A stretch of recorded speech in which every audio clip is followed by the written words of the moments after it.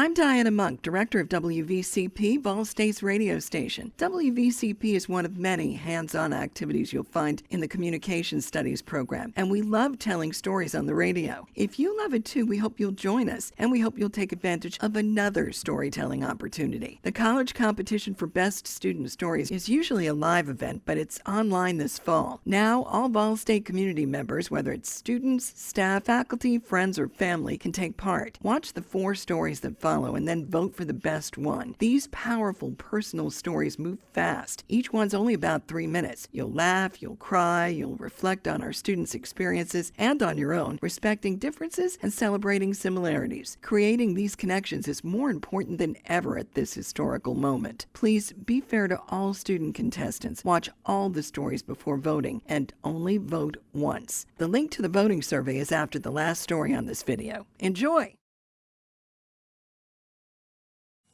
Oftentimes, when we hear the word crisis, we envision a disaster beyond the scope of our normal lives. But I like to think we all experience our own crisis at some point.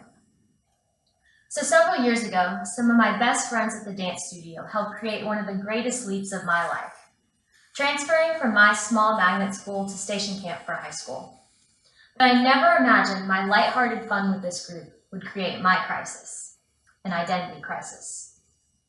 While several moments led up to this one night, one sleepover freshman year demolished my world while repairing it at the very same time. So the night began like any other, with the board game sprawled out on the coffee table in front of us. This time, little green and red houses dotted the board with our eyes set on free parking on that Monopoly board. As we got competitive, natural teasing arose. Girls teased, "Oh, don't take my property," or "I'm not telling you." But as I too joined in on this fun, the room froze in a time warp.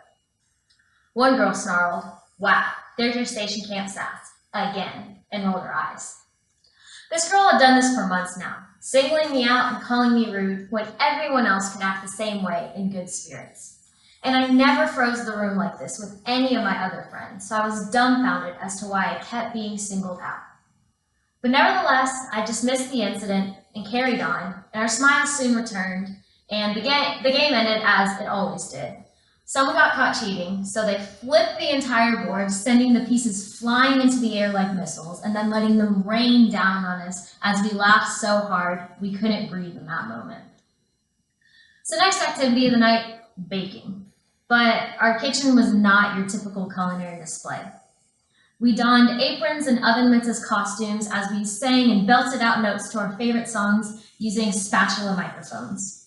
But when we were actually cooking, we took turns mixing and rolling. But every time it was my turn, our self-proclaimed head chef would snarl at me, "Ugh, don't do it like that," or "Stop." Once again, I found myself singled out with no explanation. But this time, the tension dissipated in the room as the smell of fresh baked cookies wafted throughout the house. So the night was nearing an end, so we organized our sleeping bags in the living room, all in a nice geometric pattern, and nestled up. And that night, we forced our heavy eyes open to watch the Coachella Music Festival out in California. And I remember watching Post Malone walk across that stage and commenting, "Oh, I love him," and singing along with some of his songs. And then the girls bust out laughing.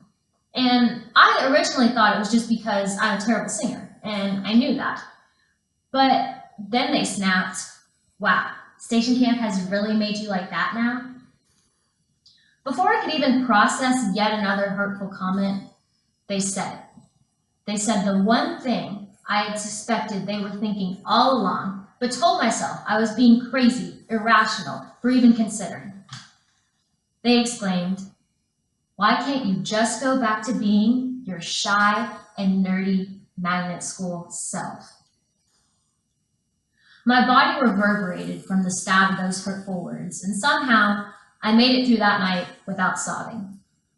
But for the next few days, I remember more anger than sorrow, because these were just people who had their own preconceived idea of who I was supposed to be. But then came my realization.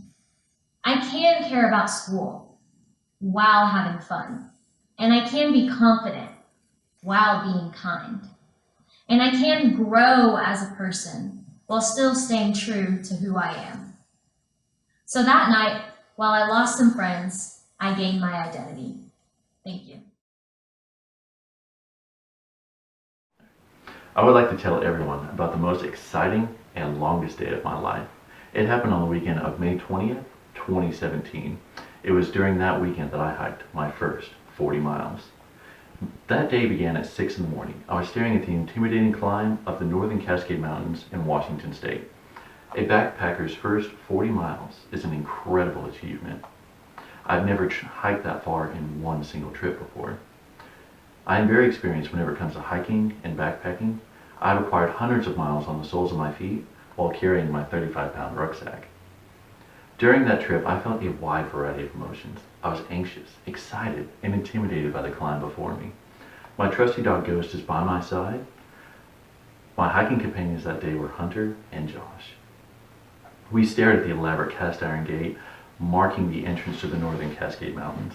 All who wander are not lost was inscribed along the top of the gate's entrance. 1 foot in front of the other, we began our ascent up the beautiful landscape. Throughout the hike, the rocky dirt path twists and turns up and down throughout parts of the Cascades. We walked through a green tunnel of birch forests. The faint sounds of footsteps and birds chirping filled the air. There were times on the path where there was steep mountainside on the right and treacherous drop-off on the left. The walkways were barely wide enough for us to travel in single file. My dog took the lead, sniffing and marking every bush that he could. "Does that dog ever run out? Or is he an endless water source?" Hunter said. We all chuckled at his lighthearted joke. Roughly 15 miles in, the trail opened up as we climbed up on the ridgeline. Ghost, Hunter, Josh, and I stopped and took in the view. For miles, all you could see was the quilted landscape. My eyes filled with sights of luscious green woodlands, hills and valleys surrounded all around us. And I just realized how small I was in this world. After a short break, we trekked on. Only a few more miles to go until we reached the overlook. We were tired and beaten and sore. Our shoulders were killing us. The sun loomed over the horizon, and soon it would set in a couple hours. As we traveled down the path, it came to a sudden stop. A raging 50-foot river blocked us from reaching the other side. We stopped and looked around and tried to look for a crossing spot, but we were unsuccessful. We knew we were going to get wet, but we didn't know we were going to get this soaked. So Josh looked at me and yelled, "We can send somebody across and tie a safety line on the other side. It'll be treacherous, but it'll be well worth it." I volunteered to swim across.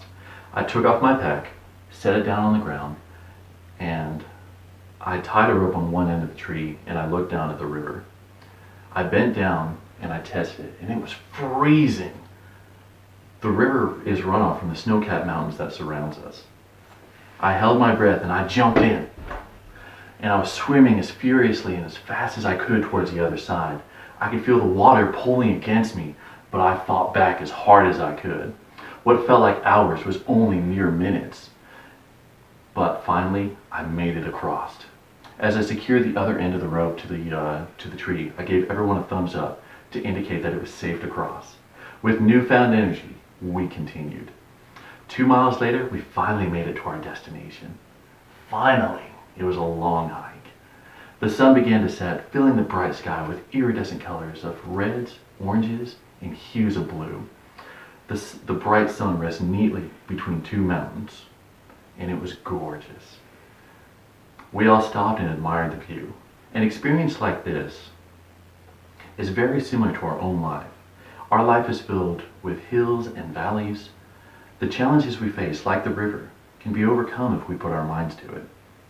I learned to take time to appreciate every single moment during that day. Even during the difficult moments of life, there's always a beautiful view waiting on the other side. I was a ruthless, competitive little child. I would do absolutely anything to win, especially if I was beating someone I didn't like. And man, I do not like my aunts. My family has this tradition where every year we pack my 3 aunts, their husbands, my grandparents, and my 8 cousins into one tiny little house for Christmas, where we exchange fake smiles and passive-aggressive comments. Still, I did my best to enjoy myself, smile as my 3 aunts criticized me. But at age 8, I tried to find a way, any way, that I could shut them up for once. That wonderful opportunity came when my Aunt Tracy suggested we all play Monopoly. I was ready. The game began and we all bought property and gained some money, but nothing monumental happened for a while. At the beginning of the game, my Aunt Kimberly had the most money, she's the most selfish, and my Aunt Jenica was already virtually bankrupt. She's the dumbest. All I wanted to do was buy some houses. But, of course, in Monopoly, you can't buy houses until you have all of one color. Well, I had 2 of the 3 yellow properties, Atlantic and Bentner Avenue. My Aunt Kimberly had the 3rd, Marvin Gardens. So I proposed a deal in my cute little 8-year-old voice. If you give me Marvin Gardens, I won't make you pay rent on any of my houses. For the next 5 minutes, I explained to her that this deal couldn't hurt her. All I could do was take money from other players, and Marvin Gardens alone wasn't doing her any good. So she agreed and gave it to me, and I was finally able to buy some houses. I bought 1 house for each of my squares, and sure enough, she landed on one of them. I kept to my word and didn't make her pay any rent. For the next few rounds, I sat quietly, gathering wealth, until eventually I had enough money to not just buy houses, but to buy hotels. My plan was in motion. Right after I bought the hotels, my Aunt Kimberly landed on one of them. "Phew," she said, "I'm glad I don't have to pay rent on this one." I laughed to myself, and then I told her to pay up. A look of confusion took over her face, but I knew what I was doing. "Aunt Kimberly," I told her, "I said you didn't have to pay rent on my houses. I never said anything about my hotels." I'm lucky she didn't flip the board out of anger right there. She was furious. She went bankrupt and I took all of her money. So she went off to pout somewhere, and after a few more rounds, I conquered my other aunts as well.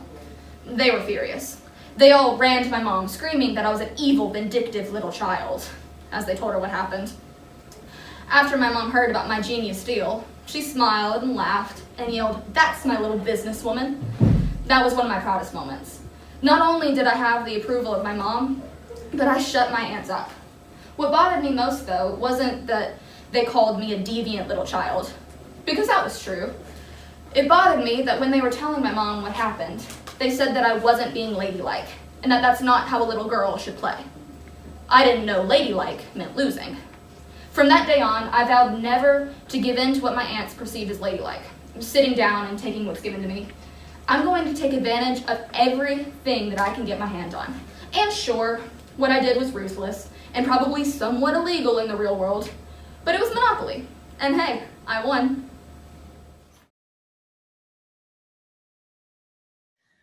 The yelling is what wakes me up. It's always really loud in prison. And restful sleep is a thing of the past once I arrive at the Tennessee Prison for Women. And I figure I better get up out of bed anyway, because before long, the warden's gonna come around screaming that it's cell inspection time. So I say bed like it's something you can crawl into at night and find rest and peace. But my prison bed is cold and it's made of steel. The blankets are made of plastic and they're scratchy and stiff. But I feel the nausea creeping up my throat, so I get out of bed anyway. I reach underneath my TV for the last little bit of dope that I had stashed away. I know, who'd have thought you could get all the dope you wanted in prison, but it's there. And I take the little orange square and I put it in a spoon with a few drops of warm water, and it melts away.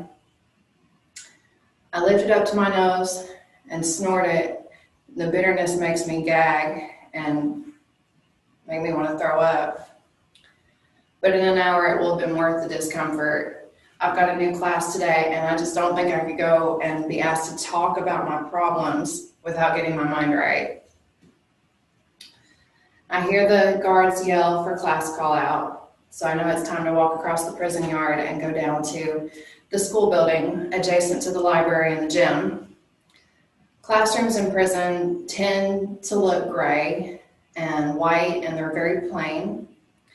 You don't see a lot of color or fun words on the wall like you might when you walk into a high school or a grade school. My classroom is the last classroom on the left.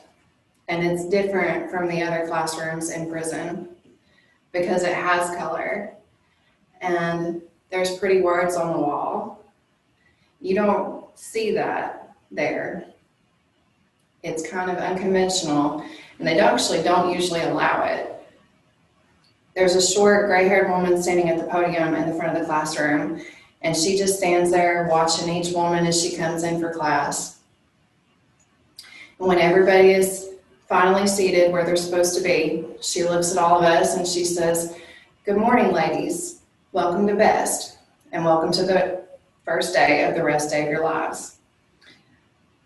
To this day, I really don't know what Miss Karen did or said differently than any of the other teachers I've known throughout my life, in prison or outside of prison.